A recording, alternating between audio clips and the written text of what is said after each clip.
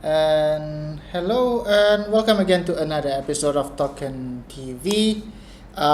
Today is the 17th of June. Earlier today we had the premiere of Game of Thrones Season 7. And as mentioned in maybe one or two videos ago, probably the most recent video, that I will be doing a power ranking for Game of Thrones characters rather than the typical preview or review or whatever post-event talk.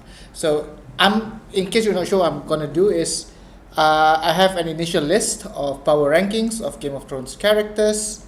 If you want to catch up to it, catch the previous video. But every week after the series, I will update this list, and this list is pretty much a list of who is the most powerful in the Seven Kingdoms. So I'll jump straight into it. So at number 7 this week is a new addition to the list. It's Euron Greyjoy.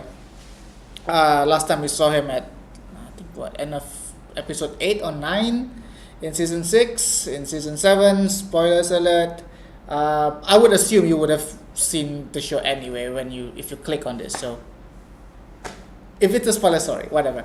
So Euron Greyjoy. So we know he met Cersei. He has a bit of proposal to her that she pretty much turned down. But he said he has a gift for her, pretty much like a bargaining chip.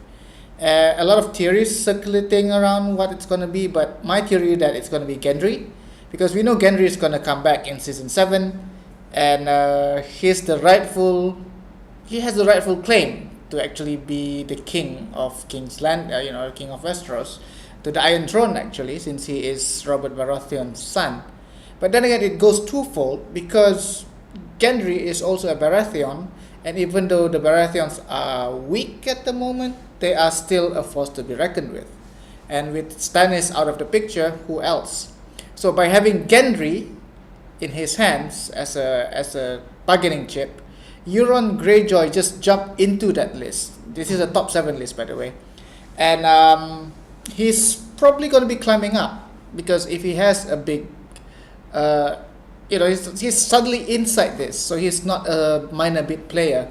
He brought his ships to King's Landing, so he is proving to be, someone that's going to be a bit significant in episodes to come. So at number 6, this is a shout out to the comment section in the previous video where someone, I forgot, I didn't catch your name. I'm pretty bad at names, sorry, but that person mentioned about Arya. Why wasn't Arya in that list? And I agree, because single-handedly she took down the phrase. Not the most kind of macho way to kill a lot of people, but then again, it's poison, so she does whatever she wants. She really shows the power, the way she can infiltrate places, and her skills are pretty good. There was a theory on whether she can mimic certain people because of body sizes, so I guess we know she can just pretty much imitate anyone. But I would like to see how she would pull off that if she's gonna imitate someone like the Hound or the Mountain. But anyways, Arya is in number 6. She took out the phrase, she's someone to be reckoned with, she's heading to King's Landing, and people don't suspect her. And that makes it even more dangerous. So she might not be a game changer, but she can actually influence a lot of things that's happening in the background. If you heard that sound, those are my cats. So number 5 is Jaime Lannister. Last week, Jaime Lannister was at number 7, so this week I'm putting him at number 5. If you remember, there's a scene in episode 1 in season 7 where he talks to Cersei on the map, and it gives a better sense of Jaime's understanding of Westeros. So that, coupled with powerful armies and his total understanding of what's happening around him, makes him much a more formidable person compared to someone that just commands an army. He is a leader, and he's pretty much the only person that Cersei listens to at the moment. And he's pretty much, even though I don't think she the Hand of the King was the Maester, but Jaime is pretty much number 2 after Cersei in King's Landing. So Jaime is at number 5. The Night King is still at number 4. He's still pretty much the biggest threat to the Seven Kingdoms, but He didn't go up nor down, but his danger and his presence is still there. We didn't see much of him, but we know that he's probably gonna be meeting Tormund at one of the castles by the sea. So that's a setup for an interesting scene. Probably, who knows, episode 4 or 5 we should see that. At number 3 is Daenerys Targaryen. Last week she was at number 2. This week she kind of went down because we finally find out that she's at Dragonstone, and she has a huge fleet with her. They were tired from traveling in the ocean. The Dothrakis are not meant to travel on sea, so they will need time to recuperate, to replenish. She would have been higher on this list if her main reason is just to take over Dragonstone, because once you camp there, I don't think there's any way you can take her out without suffering heavy losses.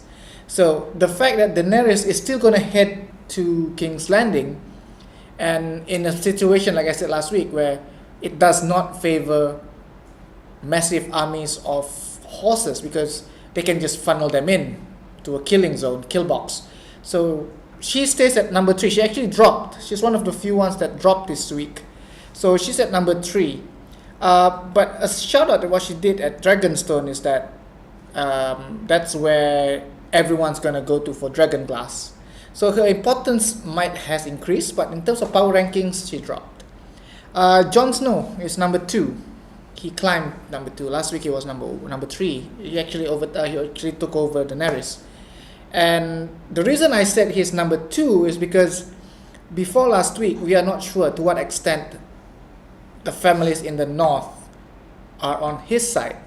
So the fact that in that hall where he decides, he made some really, really bold calls, especially for House Karstark and Umber, it shows that he has the leadership and he has the houses behind him. They trust him. A lot of people are really, really focusing into that whole Sansa bit. I think it's just a bit of a sibling bickering, that it's a show of that they are still acting like siblings rather than a ruling king and his sister. And I think people are just making a huge fuss about Sansa actually gonna take over Jon or questioning him, because after that scene we saw them talking to each other, and he even told her at the end of the day he is king. He listens to her, but don't undermine her, because that's how things should be. They need to be one leader. And Sansa dropped from this list. She was at number 5 last week, but I felt that now that we have a definitive leader in the north, in Jon, Sansa is pretty much part of the Jon team. So unless something really big happens, I don't think she's gonna be into this list, because I'll just lump her into together as Jon. And back at number 1 is still Cersei. She's pretty much waiting for people to come. And with the addition of Euron on her side, and probably another trump card on her side, because she's not stupid. She knows a lot of the political movements. So Cersei is pretty much at number 1. Maybe the gap is not as big as last week compared to her and Daenerys, but now you start to realize that she is not a stupid person. She's no dumb blonde to be up there, and expect her to pull something big to the scale of what she did at the King's Land, at the Sept when she blew it up. So a few notable mentions is that I didn't, for the second time running, I didn't have Littlefinger in it, because he's being very, very passive. I felt that until he does something really big, and he wouldn't do things himself, because he relies on House Arryn for armies, and these people are doing his bidding because they see a relationship between them and the Starks, not because of him.